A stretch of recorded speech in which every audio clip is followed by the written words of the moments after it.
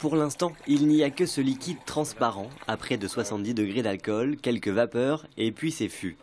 Certains sont déjà remplis de ce qui sera dans quelques mois du whisky. Original pour une brasserie spécialisée dans la bière de se lancer dans le whisky, et pourtant.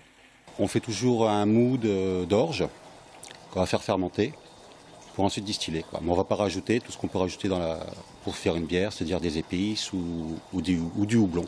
Une aventure dans laquelle les employés suivent le PDG dans la découverte avec rigueur. Cela fait déjà plusieurs années que Stéphane Cardaudet y pense.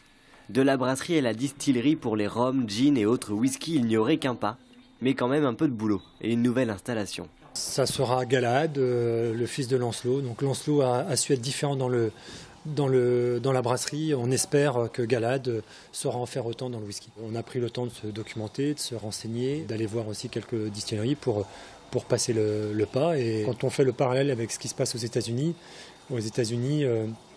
le marché des bières il s'est fortement développé il y a une quinzaine d'années. Et aujourd'hui, ce sont les craft distillers, ce qu'on les appelle, donc les petites distilleries qui explosent. On a décidé de faire partie des premiers à être des micro-distillers. Mais attention, ne parlons pas de produits haut de gamme. Ce sont les consommateurs, au final, nos clients qui vont décider si notre produit est un produit haut de gamme ou pas. Comme pour nos bières, sur notre whisky, on va essayer de se créer notre propre identité. L'investissement représente environ 500 000 € pour un whisky qui promet d'être fruité, avec une note de fraîcheur rappelant à certains l'évocation d'un whisky japonais. Pour le moment, le futur whisky coule de cet alambic. Quelques litres en ont déjà l'odeur et la couleur, mais Galahad ne sera commercialisable que dans 3 ans au minimum.